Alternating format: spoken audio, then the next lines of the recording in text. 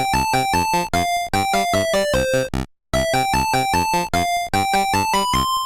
everyone, welcome back to another fun-filled episode of the Retro Gamers Podcast, episode number 243. Larry here. And Anthony here. And what's going on? Living life and we are and liking it, I guess. Maybe. I don't know if I'm loving it. Yeah, it depends. No. From 8 to 4:30 weekdays, I'm not so crazy about it, but any other time, I'm good to go. Yeah, so. I'm usually good on like Saturdays from like 3 to 4. There's a good hour. I get an hour a week where I'm like, you know what, everything's pretty great. And it's like, but outside of that, I'm like,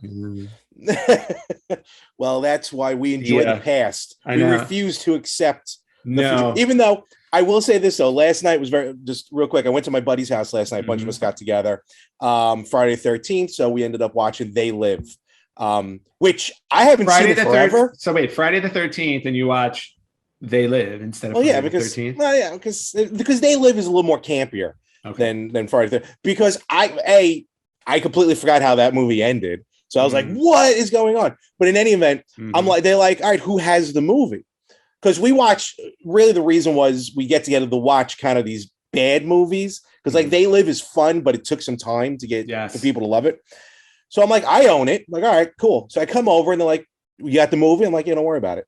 So I go to set up. My friend gives me the DVD remote. I'm like, no, I got it right here. Got it right here. And they're like, what are you doing? And they're all older than me. Like, actually, some much older than me. Like, I'm going to stream it. Like, it's not going to work. I'm like, watch. I take over my friend's TV. I sync it.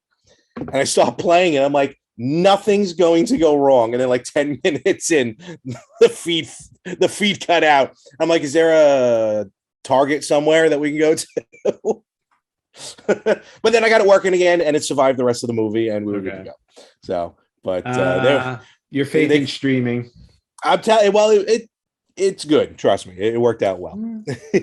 But that's the only thing that's new, because old, I got a lot of stuff to talk about that's old that I kind of refound out about. Well, and then so last night for Friday the 13th, a friend of mine came over. We watched a horror movie that was not Friday the 13th. Oh, well, it's what you yelling at me for? Well, wait, hold on. But then I made up for it afterwards because we played Friday the 13th. Ah, there you go. So all right. So I got I got some Jason in last night. Fair enough. Actually, it was funny. Like the movies are on sale, and I'm like, oh, maybe I'll buy these. But like, there's no Jason X. I don't want it. Because he's got to go to space. Yeah, well, of course he has to go to space. Oh, do I have my he's away. My Jason pop vinyl, but it's from the NES. Yeah, and speaking of Friday the 13th, since we're on it, my friend had told me about like a couple of fan films on YouTube that you can watch. One of them is called, like, his friend made the first one. It's called like Never Hike Alone. Ooh. It's a Friday the 13th fan film. It's 54 minutes long. Wow. So like they went really all in, and apparently like the guy like got some notoriety off of making the film, so he's working on something else right now. That's usually how it works. And then a new one that just came out called Jason Rising, which is also about an hour long. So wow. Yeah, like the fan films, because I've seen a couple like video game fan films, and like, look, I'm not a filmmaker, obviously, but like if you're gonna do it and put it out for free, I get the reason for doing it, to get that notoriety. So, you take the time, but I feel like half hour, maybe 40 minutes tops to put in my time to try to get, but like there's a Mega Man fan film that's out there that's like 10 years old. That's a good hour, maybe an hour and 15. And it's really good, actually. Yeah, see, it's fun. Yeah, it's funny. I never went down the road of fan films. But I mean, I may start looking some up, especially video game ones. You know what? We don't really get a lot of video game movies. I'll be honest with you. As far as fan films, though, we should definitely look into it, maybe for a future episode, because the Mega Man film, Mega Man the movie is a 90-minute film, an hour and a half. Okay, and I watched the whole thing. It was great. Yep. And you gotta take it for what it's worth. It's a fan film. So it's not, graphically, it's not going to blow your mind, but still great. And then there was that short horror movie with Animal Crossing. Yes, that was great. That I think they're turning into an actual movie. Oh yeah, I heard that. I heard they may have picked that up for a movie. Yeah, that was great. It was really well done. And then I saw, and then again, we'll get the links later. We'll do it in a future episode. I watched, and it was a short, it was maybe 20 minutes, a Metroid fan film that, again, like the here, the CGI looked better than almost anything I've seen in the Suicide Squad. So, cool. Like, yeah, so it's really cool. That's not saying much. I kind of like the Suicide Squad. But so this was really cool. And there's other ones out there. So definitely, you know what? For a future episode, folks, drop some links to us for some great video game fan-made films. And we'll definitely check them out. Well, maybe like a mini festival. I don't know. We'll have a mini film festival. There you go, something like that. There you go. So. Very cool. But let's get into games this week. So we were away last week. We had some obligations, of course, to take care of. So, of course, thoughts and prayers there. But with that off time, boy, yeah, someone went shopping, didn't they? I found a new love, and you know what? I think it's time to just kind of maybe get right into it right now. So I've been meaning to pick this up for a while, and I just didn't, because I'm like, it is what it is. And then I was at Game On, and they had the system out on a demo, and I started, which they've done before, and I played it, and I'm like, stuff. And then there was a couple of games just by chance Tristan had out for demo that I completely forgot about. And I'm like, I need to get this, but how am I going to get it to hook up to a modern television? Then I remembered, the Retron 77, because I'm talking about the Atari 2600. So I'm going way back. So, question. Yes. Don't you have the Atari VCS? I have an Atari VCS, though, that does not take physical media. Right. And I thought about that. So here's my thought process. Yes, Atari VCS, which I do love, even though I think it's going to be more for people to use it as a secondary PC, because there's an entire PC mode on it to use it for stuff. But there are 2 Atari VCS vaults with tons of games in them. And there are a lot of the first party games, Asteroids, Millipede, right. Missile Command, such a crappy game. And Missile Command is awesome. You are stupid. So that's fine. That's all good to go. But there's a ton of 2600 games that are not available on the VCS.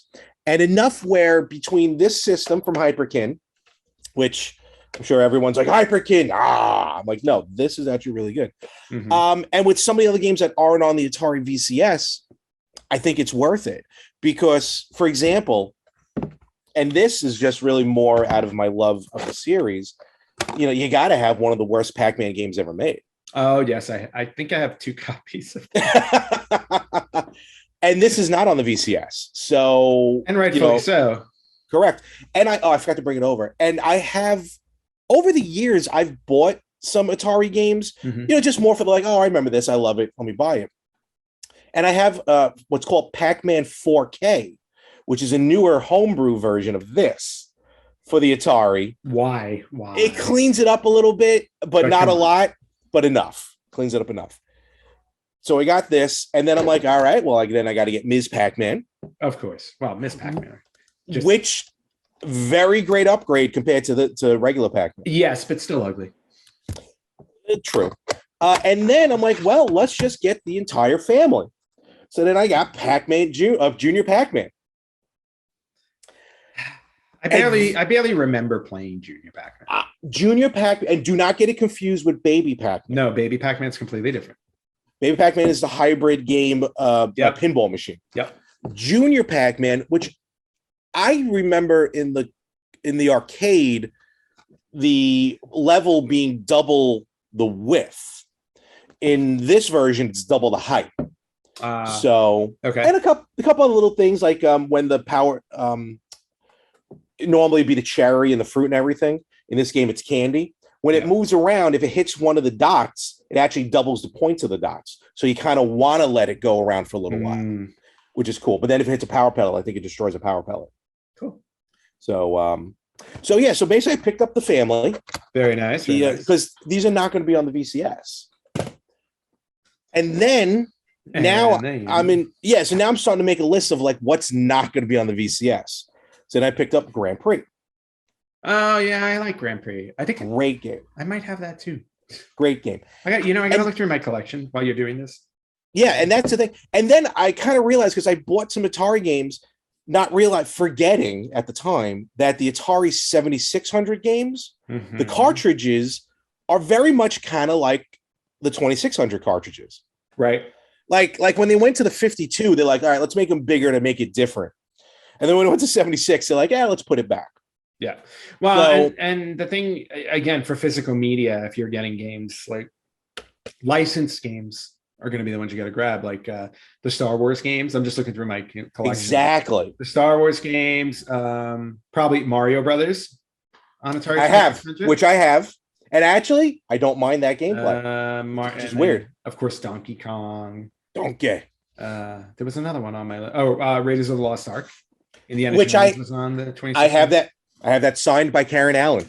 That's right. So, but this system is pretty cool. Just to go through it real quick. Yep. So you have your buttons here on the front. You have obviously the reset button, the mode button, save and load. It is obviously running on emulation, so you can actually save games and load them. There are a couple. Games took so long to finish. I think it's more for like homebrew games and stuff like that. Yeah. On off, obviously. I don't remember what the skill button is. I got to look that up again. Takes original hardware. And then there's some stuff on the back, actually. So you have a 16:9 by 4:3 ratio change. Okay. You can change it from color to black and white, which I think is kind of cool. But then there's this button right here. Fry. What? My microphone's falling apart. What we're so as Anthony trying to fix things here. Quickly, some thing. There's a fry button. So and I haven't tried this yet, but basically you hit that button when the game is in, and it quote unquote fries the cartridges to force it to glitch. Because sometimes when the game glitches, it almost kind of opens something else up. Yep. So it has a dedicated. Okay, that's kind of awesome. The only console in the world that has a fry button, basically. And what's cool about this is because Atari games, you kind of play them for a few seconds and put them down. Right. So what's cool is you can switch the carts out without turning off the system. Actually, to be fair, I think you got to turn the system on, then put the cart in. That's how it works. So I do recommend this. Emulation does that. Yes. Yeah. So I do recommend that. It comes with a traditional Hyperkin version of the arcade stick, which I have over there. But for those of you who even have an original Atari 2600, I highly, highly recommend picking up Hyperkin's Ranger controller. Oh, that's kind of cool. So here, I have it out. So what's awesome about this controller? When are we getting Hyperkin to sponsor us? Well, this is how it works. Yes. So it changes the joystick, that traditional Atari joystick, to this. But what's awesome at the same time, it does have the paddle for the paddle. Oh yeah, look at that. Yep. And you can switch this because of the way the back is designed. So you can actually switch the controller if you need to, so whichever makes it more comfortable for you. Oh yeah. So if you're one of those lefties, like lefty righty, like me, yes, I'm a lefty, which is already traditional. So so highly recommend that. And I just, because the Atari games are so cheap, I can't even imagine what's going to happen. Like, I want to get my hands on Spider-Man. Probably my favorite Atari 2600 game of all time is Keystone Capers. Oh yeah, Keystone Capers was good. And when I say to try and find a copy, they're readily available, but to find a nice copy. Like these, I don't want to pick up one where the thing's ripped off or whatever. I want to pick up a nice looking copy. No, I understand that. Like I have a few I have a few like unopened, like sealed. There you go. Like I picked up Joust, I think, sealed. Oh wow. Yeah, I got a couple of games, and then I have a couple in box too. I think I have one other inbox game. I can't remember for Atari. I gotta go back and check. Probably something I already bought. Yeah. So, but sealed games are the way to go apparently, because please a lot now. We want to talk about that in a second. But so that's my new love is Atari 2600. All right, good. Well, I'm happy you're finally coming around to a system from the late 70s or just nice to be able to find stuff. Yes. Always nice. Yes, we have a new record holder for some godforsaken reason. And this record is being broken basically weekly at this point. Yeah, weekly. Like I really like. I can't imagine what's going to sell for more at this point. But again, like this is all due to the fact that collectors have a bunch of money and nothing to do with it. Sorry, that's real. I'm just going to call it right out there. I'm sorry if you can spend it's this a collector. No. I understand that. But I think we're getting to a little bit of we're getting to a level of absurdity.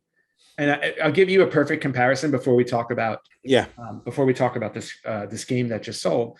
Is I think like there's a copy of Action Comics #1 or whatever, the very first Superman, or was it 39, whatever it was, the first appearance of Superman.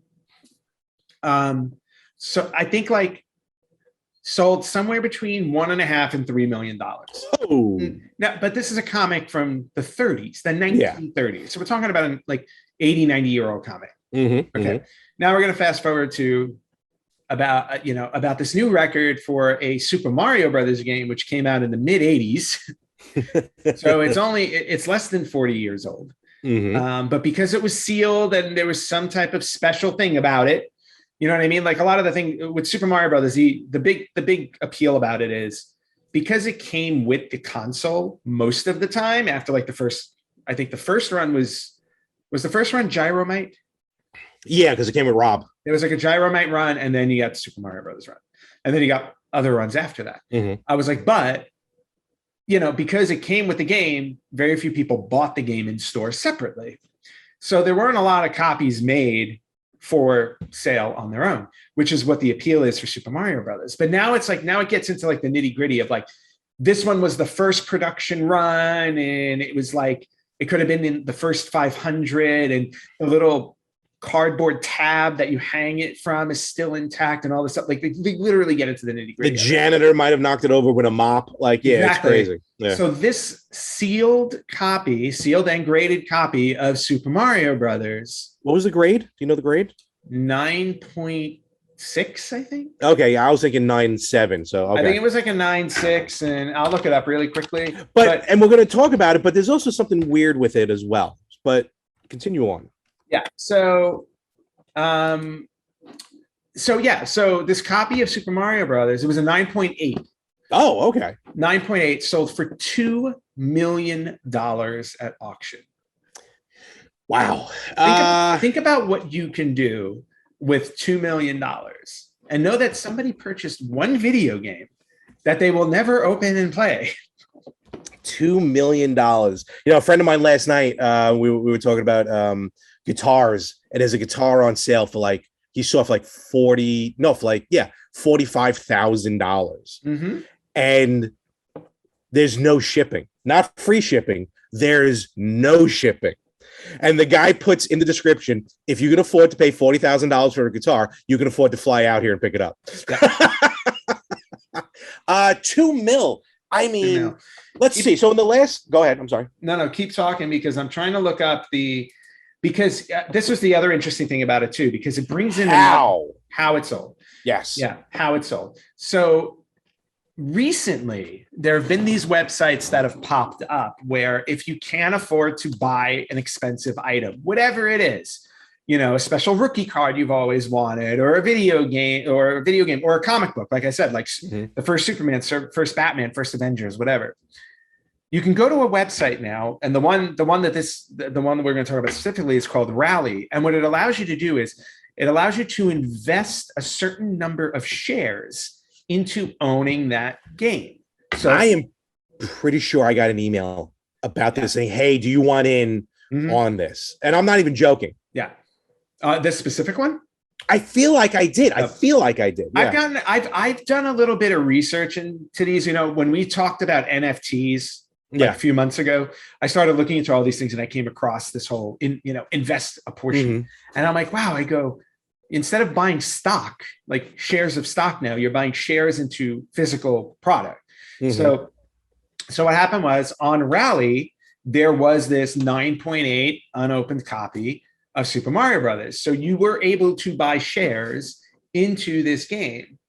And so, when it sold for $2 million, the people who owned the game, which were not just one person, but a massive people. That's the thing. Yeah, it's a lot of people who own this. Right. A lot of people own this because they bought shares into it. They had to mutually agree to sell the game. Now, granted, I don't know what the original price was on Rally for the game. So in other words, like they have to give it a value. So if they had the game, it's like a stock market thing where it's like currently we have 1,000 shares for this video game, right?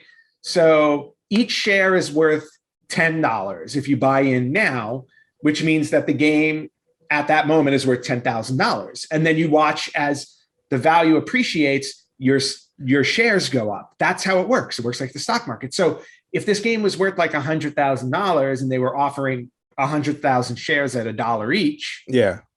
And then, so let's say it was that, and I bought 10 shares. Okay. I spent $10. I have 10 shares. Now the game was worth $100,000. It sold for $2 million. That's 20 times what it was worth. So now my shares, my $10 is worth $200. My head hurts from that math. Yeah, I know. Okay, so all right. So I think I had this a little bit backwards, which makes, and I get that part of it that you're talking about. I thought everyone bought into the shares and then bought the game for $2 million. What you're saying is the people who bought into the shares sold the game for $2 million. Yes. Okay, I thought it was the other way around because, in other words, because when I originally read this, I thought the shares bought the game for $2 million. No. And then they're like, if we sell the game, then we split the profits. And I'm like, how in the hell are you going to get more than $2 million? But now I see where you're coming from, and I really wish I did this. Exactly. So like if you go to the Rally website, you can literally just start looking for things. And it could be something as simple as like, a sports card. You want that Michael Jordan rookie card? You can buy shares into it. We'll throw in a Mark McGwire rookie card. Exactly. If you want that Charizard Pokemon card that's going for like $200,000, you can buy shares into it. That's exactly what it is. So what happened with the Super Mario Brothers game is an anonymous collector went on Rally and decided they wanted to purchase this unopened copy of Super Mario Brothers for $2 million. The end. And then all the sellers are like, sure. Yeah, no, that totally went the other way I thought, which makes it even more interesting now. Okay. Yeah. See, what I'm really curious about what the buy-in was. What the buy-in, what they had it set at in terms of value. I honestly don't know. But go ahead. I was just saying, are you on the site like now? Yeah, I'm looking at the site right now, but it won't tell you right now, like Rally. Well, I'm saying, is there other stuff that's on there? Well, that's what I'm looking for. Explore coming soon, a 1776 broadside of the Declaration of Independence. What? So if you want to buy a share of the Declaration of Independence, you can. But this is a perfect example. Like I can't explore the. Oh, here we go. Okay. Here is a 9.8 1985 NES Super Mario Brothers game at the moment on here. Okay. Oh, here we go. Okay. The current marketing cap for it is $150,000. The shares are going for $50 a piece. An initial offer. We're on rallyrd.com, RALLYRD.com. It's just interesting to go through. Initial offering date, August of last year. What is this? Well, I wonder, is this the copy that? Oh, here we go. Okay, if you click on details. So here, it puts it into perspective. Price per share, $50. Number of shares, 3,000. Market cap, 150,000. And then they give a breakdown of it. Yep. Oh, wow. They even give like the box variant. Like this one has the hang tab, the NESGP code. Yep. It's one of 14 with the hang tab variant that are currently in existence that are sealed. The seal rating is an A+. So basically this value is based off of that copy that went for like 114,000. I wonder if this is the copy that they just haven't updated it yet. It could be, because like apparently you can only use download the Rally app, or you can use you can use Rally on the web. It's worth looking into if like you want to collect stuff. And the other thing too is also for people. Well, here's the other thing too. if you're not a stock market person, you don't really understand like how stock market works and everything like that. This is just kind of another way to do it, but you're doing it with like a physical copy of something, as opposed to investing in a business. Mm-hmm. So it's just an interesting way of, investing money if you wanted to invest money. Copy of 1963 X-Men issue number 1, $20 per share, 12,000 shares. Market cap $240,000. Wow, is it going for that much now? First appearance of X-Men. Yeah, but the whole thing is like, that's wild. Yeah, this is gonna be dangerous. Yeah, I'm worried for you now. It's like, I sold my car, but that's okay. I've got 20 shares of Metroid. They got the Honus. Yeah, honestly, they got a Honus Wagner available. They got cars. Yep. You can even do a 55 port. Oh my god! All right, I'm gonna deep dive into this later, but very interesting. I just found a new way for Larry to go broke. Oh, here we go. This is a big game related. A 1976 Apple I computer signed by Wozniak. There you go. $25 a share. But here's the thing. See, now I'm thinking about this. Here's the thing, though. Like, all right, fine. Say you're that guy who bought the NES game for $2 million. Mm-hmm. At least you physically get it. Like you said, Ann, this is really just strictly, which is nothing wrong with it, investment and make money, which is perfectly fine. But to me, I would want this 1976 Apple I computer signed by Wozniak. Well, so that's the thing. You have to separate it. Yeah. You have to separate it in your brain as like, instead of a collector, you're an investor. Which is understandable. So it's very interesting, though. So, all right. So we'll definitely be on the lookout. Check out some more of that. Cool. The 79 Topps Wayne Gretzky rookie card. There you go. All righty. So very, very interesting. I am going to now pin that and save this to my desktop. We're gonna every week, it's instead of what did Larry buy a game on this time, it will be what did Larry invested on Rally. It's just very interesting. A Triceratops skull. What maniac keeps a skull of a dinosaur in their office? I don't know. I saw exactly. I saw Megalodon jaws are up there. Yeah, there's some crazy stuff up there. So very, very interesting. Check it out again. Rally RD, RALLYRD.com. If for no other reason, just to see what's available. Yeah, it's really interesting. It's very interesting, actually. Yes. But let's move on. Cool. All right. So we let's do. You know what? Let's talk about this for a minute. This is more just of an experience that I had, and you have some time. When this episode drops, it's not going to be available anymore until it's released. But if you have a moment, download it on the PS4. I'm talking about the open public beta for Back 4 Blood. Yes, heard about this. So if you're unaware of this game, basically it's from the company, from the same team that made Left 4 Dead and Left 4 Dead 2. On the Xbox 360. And for me and Anthony personally, those two games was one of the very first games that we played, not just with us, with all of our friends online. Mm-hmm. And I think you had just moved to LA, I think, when the game came out. So it was right. Yeah, it was around the time that I had moved to LA. So it was kind of a way for me to keep in touch with you guys. Absolutely. And it was kind of new to all of us, online gameplay. Basically, you get 4 people, Left 4 Dead and Left 4 Dead 2. It plays out like a movie. 4 acts. You get from start to finish, and you're going through zombies. Mm-hmm. And we would get on randomly, not even the same 4 people. Like, I got me and 3 of our friends. We play PUBG, but it's the same 4 of us. With Left 4 Dead and Left 4 Dead 2, it was just like, who's free? So let's all log on. Yeah. And then, of course, the most epic one was when 8 of us were on, all in the same party chat, playing 2 games at the same time, but we can hear everybody. It was chaos and very fun. That was awesome. So during I want to say last year's Game Awards in December of 2020, they announced Back 4 Blood, and I'm sitting there like, oh my God, Left 4 Dead 3. Then I'm like, oh, what's Back 4 Blood? It's essentially Left 4 Dead 3. It's Left 4 Dead 3. Yes. Cross-platform. Mm-hmm. All right, because I've already played with people on the PC. And again, download it this weekend. We'll try and get a game going. That'd be good. And I figured out how we can do it and not have like strangers come into the game, because I've already teamed up with a couple of people. Very cool, nothing wrong. But like, I'm like, all right, sorry, we're about to ruin your game, pal.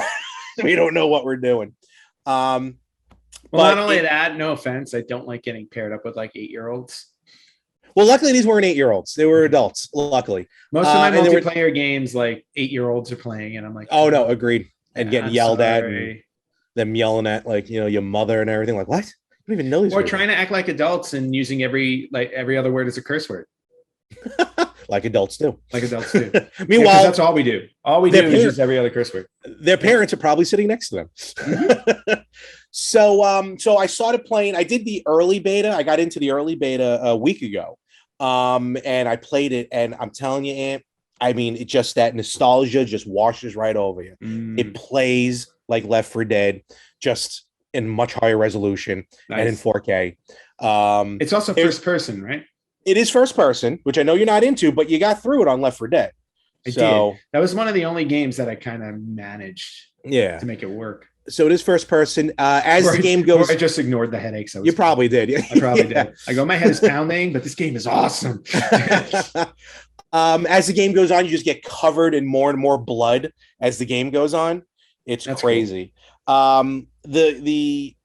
There's a little more to it though, because now there's a card system. Okay. Which I know some of our buddies are a little antsy about, which I was as well. But as you play, you can see how they just give you attributes and everything like that. So it kind of adds up. And it's just something to learn. It's a learning curve. Okay. But and it's a beta. So obviously there's going to be some glitches and everything, which is fine. I don't complain about that. And you asked, because I was telling you about this before we started recording, and you asked, because it's cross-platform, how does the party chat work? And there is in-game chat. So like Xbox has a separate party chat, but then you can have in-game chat. The issue I was finding is right now with Back 4 Blood, you can only do in-game chat. Got it. Which sometimes isn't the most reliable chat. No. I don't know if that's a beta thing and be fixed later, but we'll see what happens. Okay. But bottom line, definitely that feel is there of just, all right, this game's good. This game's good. Oh my God, the horde is coming. That's what I remember. Yeah. So, and I'm going on record saying it's so good. Just go straight to when it comes out. Just buy it. I think it's going to be worth it. And no, I'll take your word on it for this one for sure. I've watched some gameplay. It looks great. Mm-hmm. And I know this is more with us, but I'll tell you, and if anyone else is listening, they'll probably find it funny. When I saw our friend Jonathan, we were talking, and before I because we were leaving for the evening that night, Frank, we were talking about Back 4 Blood, and Frank's like, whatever you do, don't tell Jonathan. Don't tell Jonathan the game's coming out. Because our friend Jonathan, who is a great guy, but man, was he a saboteur in a game that does not involve sabotaging. Yes. Well, no, he wasn't. It wasn't that he was a saboteur. He was just he was the lone wolf of the party. Where he was a jerk. Yes, we'll put it that way. He didn't exactly look out for everybody else. It was more about his own survival, and we were sacrificed many times. He set up a couple of traps. For us. Yes. And we love him. So we're getting ready to leave, and Frank's like, just don't tell Jonathan. Don't tell him. I'm like, okay. So we say goodbye to him. I'm like, oh, by the way, Jonathan, Back 4 Blood's coming out. It's just like Left 4 Dead. He's like, oh, excellent. And Frank's like, damn it, why'd you do that?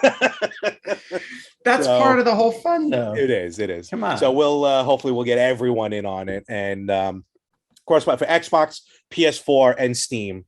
So nice. It's coming out in October. Excellent. And again, by the time this episode airs, the betas are going to be closed. But hey, if you get a chance, definitely download it. I will give it my best shot. We'll try maybe either tonight or tomorrow. It's really kind of the only days. I got to put some Dead by Daylight time aside. Yes. All right. For it. What? Let's see if we can get into. You got any news or anything? See if anything new, because it has been a couple of weeks since we've been here. It's been a couple of weeks. It's been a while. I do have some news. Looking at my email is not news. That was the wrong thing I pressed on. Wrong news. Only got a handful of things. So we'll just jump right in. One, a little bit of a sad news bite here. That why is it blurry? Oh, there we go.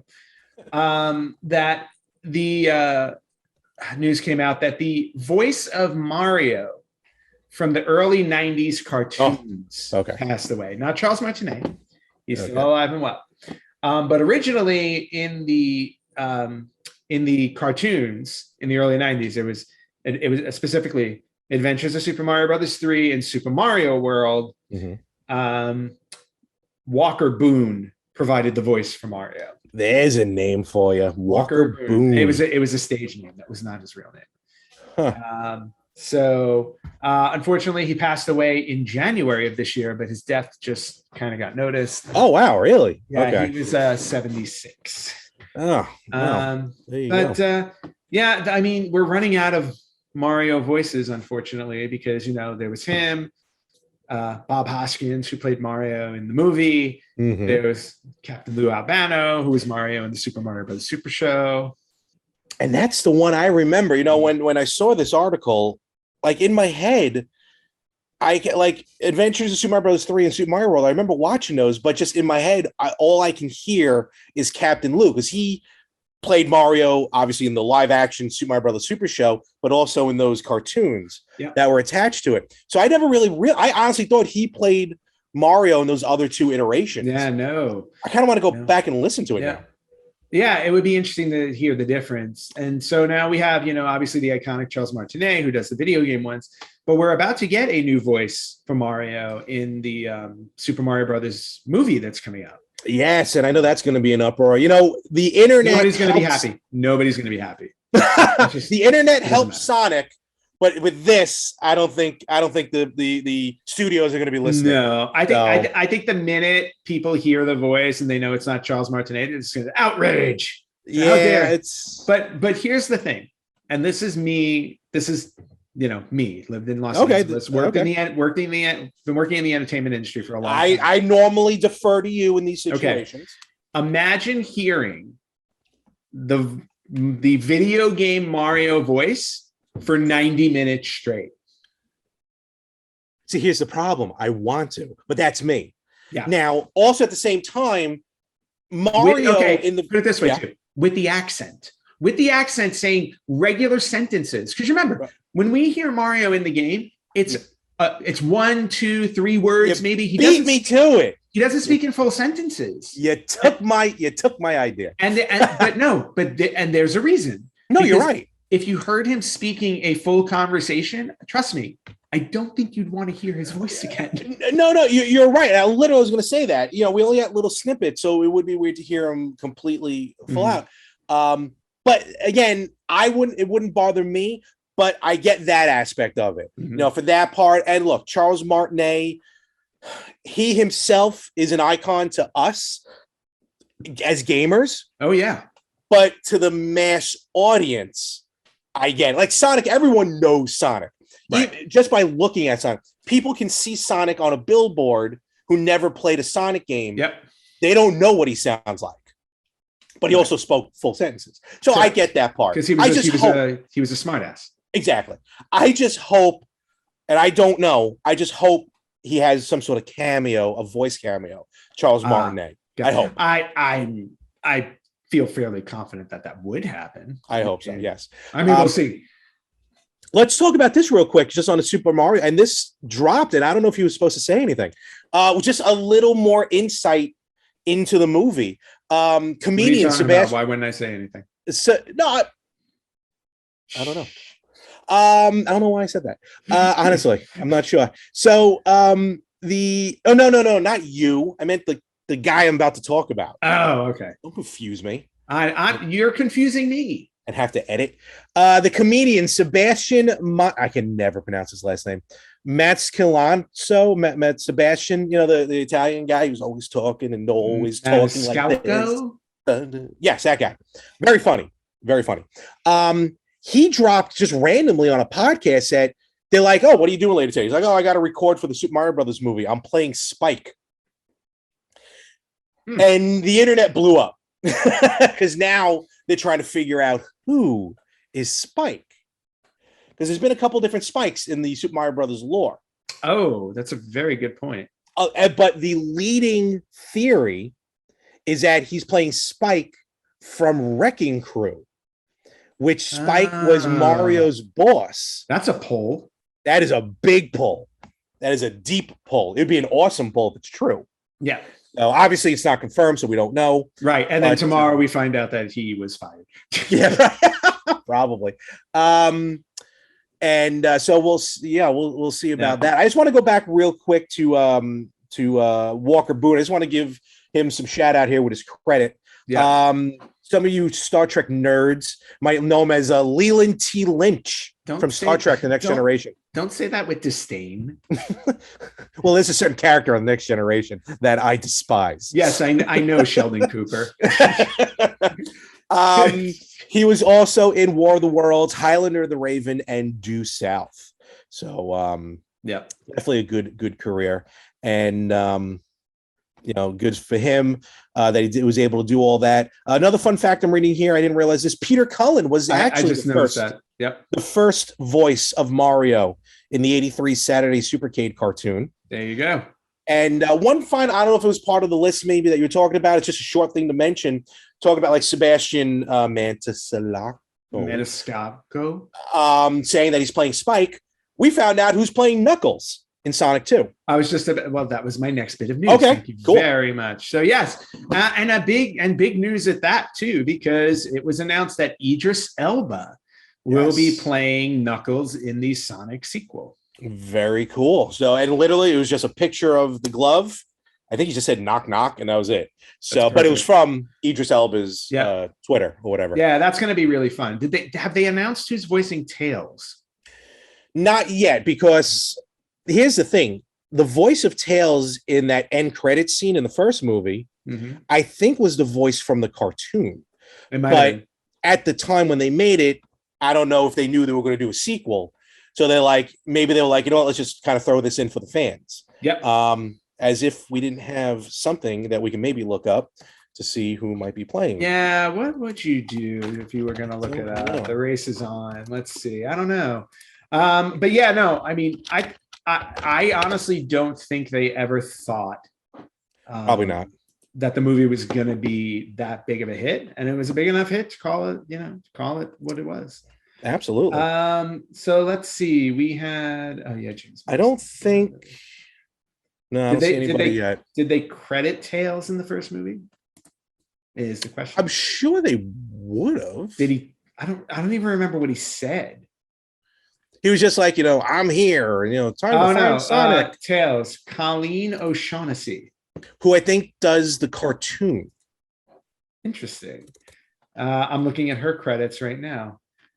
She Doc McStuffins. There you go. Holy cow. Sonic Boom. Sonic Boom. Yeah, so she's the voice of Tails in the cartoon. Okay. Unfortunately, I don't know if they're going to bring her back, but we'll see. Knowing them, they'll probably cast a bigger name. They don't, or they don't want the backlash again. Like, you know what? We screwed this up the first time. Wow. Let's just try this. I remember everybody complained about. Everybody was concerned about Jim Carrey in general, as Dr. Robotnik and stuff, and that all worked out. True, very true. Because old Jim Carrey showed up. We'll see about that. All right, what else we got?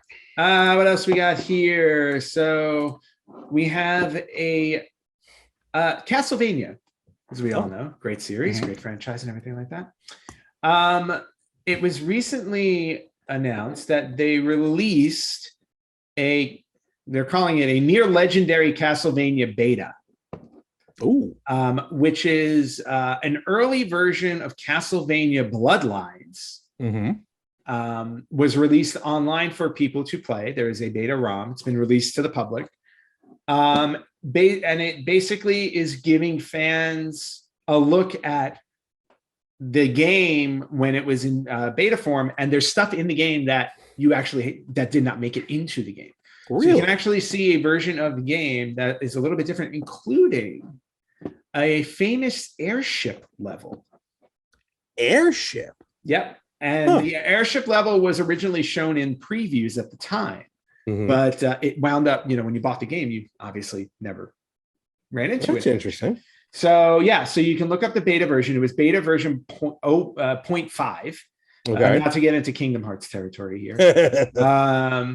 Yeah. So it has a few stages that are different, several areas that didn't make it into the game, such as the Zeppelin and Molten Steel areas in stage 4.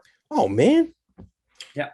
So if you are a Castlevania fan or a Castlevania Bloodlines fan, you can go online, download the 0.5 beta, and check out what's different in the Castlevania Bloodlines game. That's interesting. I didn't know about that. All righty. So definitely worth seeing. Absolutely. Moving on. We have a third-party accessory that was released for the Switch. Oh, interesting. That is basically like a Game Shark, if you know what a Game Shark is. It's basically like a Game Shark without saying there's a Game Shark inside of it. Exactly. So it's a Game Shark. So it allows you to basically cheat on your games. So it essentially hacks your game. So you can basically, yeah. And it's a USB. It's just a USB stick that you plug into the side of the Switch. Mm-hmm. You can put it in the, you just put it right into the dock. Put it right into the dock. And you can cheat through. Right now you can cheat through a handful of titles, but it includes Pokemon Sword and Shield, Super Mario Odyssey, Legend of Zelda Breath of the Wild. So if you like to cheat during your games and unlock certain things or do weird things during a game, pick yourself up a Switch Up, it is called.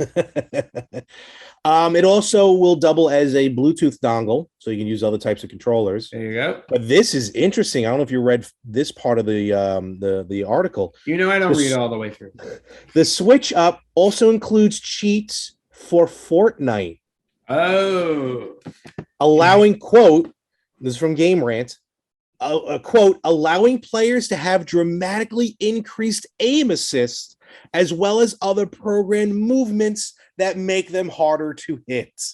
Oh, guess what's going to be pulled? Well, that's going to be fun for all you Fortnite players. Oh, man, if Fortnite, I mean, if you're caught cheating, man, they basically almost come to your house.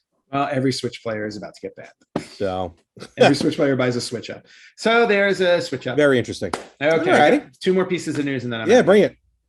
All right. I sent this to you earlier this week and I thought it was kind of interesting. Grand Theft Auto 5. Everybody loves Grand Theft Auto 5. I even loved Grand Theft Auto 5 for a little while until I once again got tired of listening to 8-year-olds cursing and using words that no human being should use, much less 8-year-olds. Quidjibo. If they said Quidjibo, it'd actually be impressed. No. What was the one from Family Guy? Kleeman. The new curse word, Kleeman. Go to Kleeman. All right. So Grand Theft Auto, okay. Great franchise. Obviously, Grand Theft Auto 5 has been around for 1,000 years now. And it's still making bank. They're never making a 6th. Yeah. They're making 6. However, what Rockstar did announce is that they may be, this is a rumor, but I mean, usually it wouldn't get this far along if there wasn't some truth to it, that they're going to be remastering 3 of their classic Grand Theft Auto games.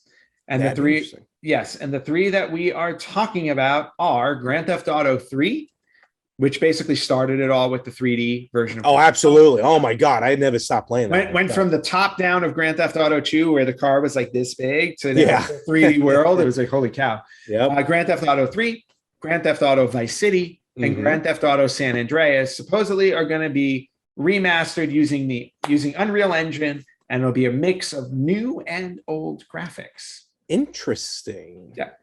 So Grand Theft Auto 3 was the first game that taught me that I could have sex with a hooker and then kill her and take my money back.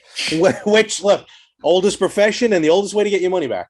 So, but yeah, no, GTA 3 basically got me through my freshman year of college, I think. There you go. So, it definitely got me through something. I don't remember what, but it got me through stuff. Vice City, I love, though. That whole 80s vibe of Vice City. Well, what's funny is I never wound up moving on to Vice City. I played. Really? Yeah, I basically exhausted myself playing 3, and then I just kind of let it be until 5. I literally skipped. I went from 3 You to didn't 5. play San Andreas? No, skipped them all. Wow, San Andreas with the hot coffee mini game. Yeah, you know what it was, though? Here was the thing. I loved Grand Theft Auto 3, but I felt like at the time, it was such a time suck because you didn't really have to play through a story mode. To be honest with you, I don't even know if I finished story mode in that thing. I just kind of drove around and caused chaos. And that's basically what you do. Yeah. Right. And then after a while, I was kind of like, all right, I'm kind of done with it. Now, GTA 5, totally different because it's like you're playing in the game with other people and there's a whole world city going on. I hope I still have my apartment in mind. But the whole idea original save? Yeah. So no, I'm talking about in 5. Because I stopped playing 5 like months ago. But like in 5, it's like you play with other people, and then of course everybody acts like a jerk. It's like, oh, we're just gonna go around killing everybody. It's like, You know, it's interesting. These 3 games were originally going to be a pack-in because you want to talk about GTA 6. Rockstar is focusing on next-gen ports of GTA 5. Yep. So coming to the Xbox Series X and the PS5. So yeah, forget about 6. Why bother with it?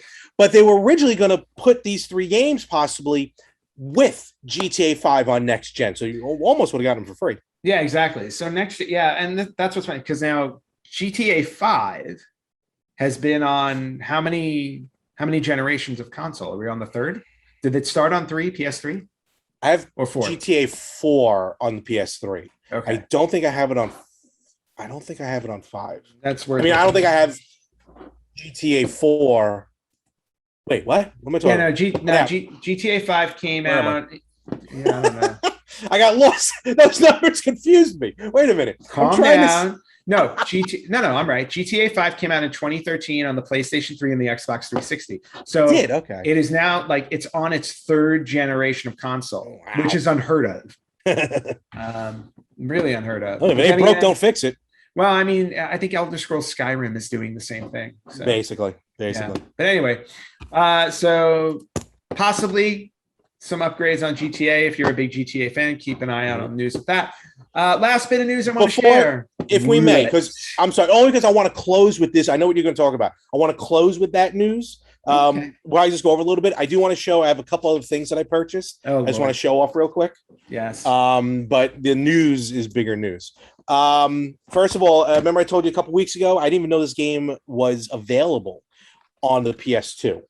Gradius 3 and 4. Yes. Like on its own. Mm-hmm. And I don't think it was a Japanese exclusive or anything like that. No. I'm pretty sure it was an American release. So Gradius 5, phenomenal. Mm-hmm. So I got that. Very nice. Cool. I got, now this is a reproduction, so this isn't the original. I think the original goes for a lot of money, but this is an awesome shoot 'em up. It's a game on the NES called Over Horizon. Ooh. It only came out in Japan and Germany. Nice. In 1991.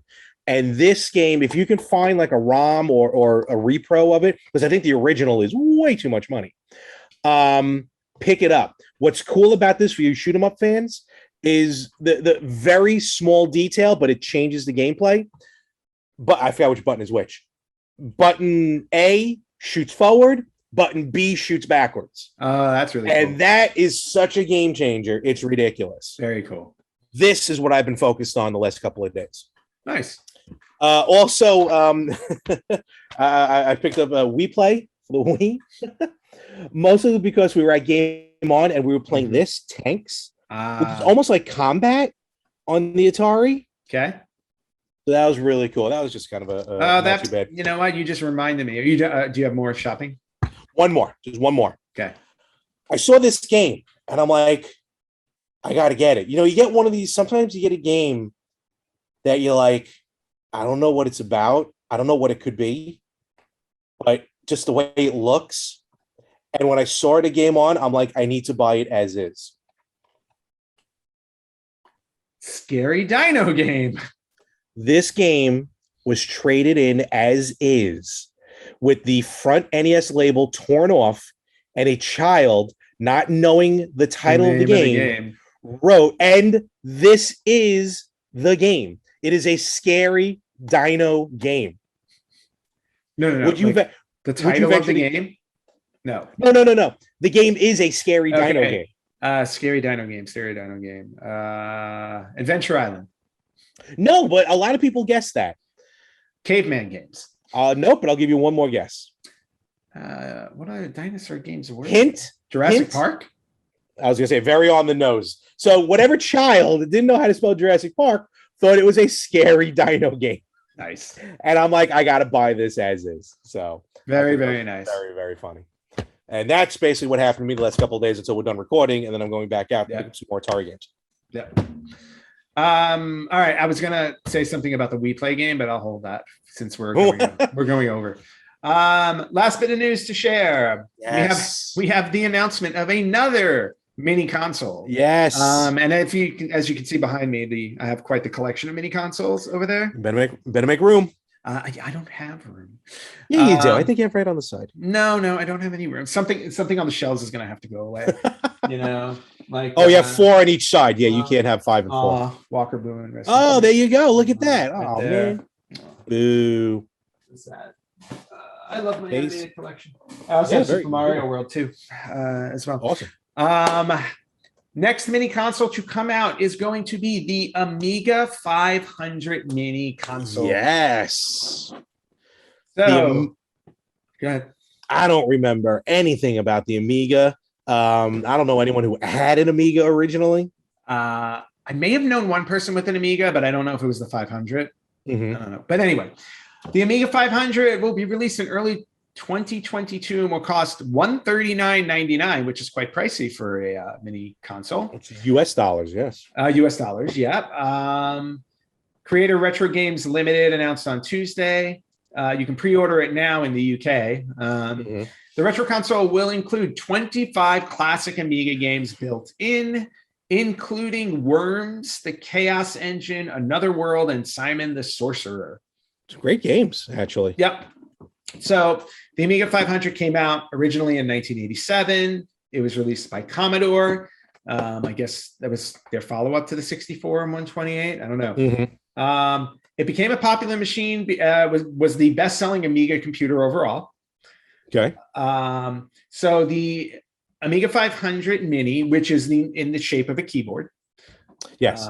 Much like the Commodore 64 Much like Mini. the Commodore 64 Mini. It will come with an Amiga style 2-button mouse. Now, the old mice for computers, like especially back then, were kind of rectangular. They didn't have like a round edge to it, so they were not ergodynamic. No, they were definitely not. You want carpal tunnel? You get one of these. Get one of these. Oh puppies. My gosh! All right, so again, it's going to emulate to the Amiga 500. It's also going to come with an Amiga CD32 controller. So you get a controller. Which is very cool. Yep. So only 12 of the 25 games have been announced. They are Alien Breed 3D, Another World, ATR All-Terrain Racing, Battle Chess, which sounds good. Cool to me, Cadaver, which sounds weird, Kickoff 2, soccer maybe, Pinball Dreams, Simon the Sorcerer, Speedball 2 Brutal Deluxe. Oh boy. The Chaos Engine, Worms the Director's Cut, and Zool. Not Ghostbusters Zool, ZOOL Zool. There is no Dana. Yeah. But otherwise, like, it looks really cool. I have to say, like, I'm kind of excited about it. I want to see this was really cool. Yeah, I want to see what the other 13 games are going to be on it, because 25 games for $140. Yeah, but here's the thing. You can, and it allows to do this via USB. You can add your own games. Yep. You can update the firmware, connect your own devices. And it says actually here, from their website, the Amiga 500 Mini is compatible with hundreds of classic Amiga games and demos, utilizing WHD load for simplicity. So you will be able to download other Amiga games to play on here. So that, I think, justifies the price, to be honest with you. Absolutely. So I think, so really, really cool news. Amiga 500 coming out early next year. So around my birthday, actually. I know what you're buying. Shocking. Well, you were going to buy it anyway. Probably. So very cool. And it's funny, a lot of my friends, not a lot, but a few of my friends who aren't heavy into gaming, but they remember like the Amiga back in the day. Yeah. A couple of this is actually really cool. Like as much as they were psyched about the NES Mini, like they're kind of psyched about this. So I'm like, all right, there we go. So there's a future of it. And as more information comes out, we'll let you know. We'll keep you updated. And we'll see maybe the return of the Amiga. Yay. All righty. And with that, I think we will start to wrap it up. I would love to do that. Into port, and let everyone know where can they find English, please. I'm having trouble today. Yeah, I know. Do you want me to talk slower? You can find us at facebook.com Retro Gamers Podcast. You can I was gonna let you go. That's fine. You can find us on Instagram at Retro Gamers Podcast, on Twitter at Retro Gamers Pod. You can listen to us wherever you listen to podcasts, and you can watch us on YouTube and IGTV. And if you feel like contacting us, you can always message us on Facebook if you want, or you can email us at email@theretrogamers.com. Yes, and if anyone's local, we're not setting up or anything. I'm just going to try and go. But if you see me, say hi. In a couple of weeks, actually, the last weekend in August, they have the Long Island Tropic Con over here at the Sunrise Mall in Massapequa. So I'm going to try and hit that up, just kind of visit it, see what's going on. And hopefully if they remember, I got to send out a reminder. We might also be at the grand opening here in Levittown of a new arcade diner, if you will. Arcadia called out here in Levittown. So more information as well. Again, if you're local in the area. So very, very cool. All right. So with that, and as always, it's a pleasure. Pleasure was all yours, of course. Of course. How dare you? And with that, folks, we will catch you everywhere next week on the Retro Gamers Podcast.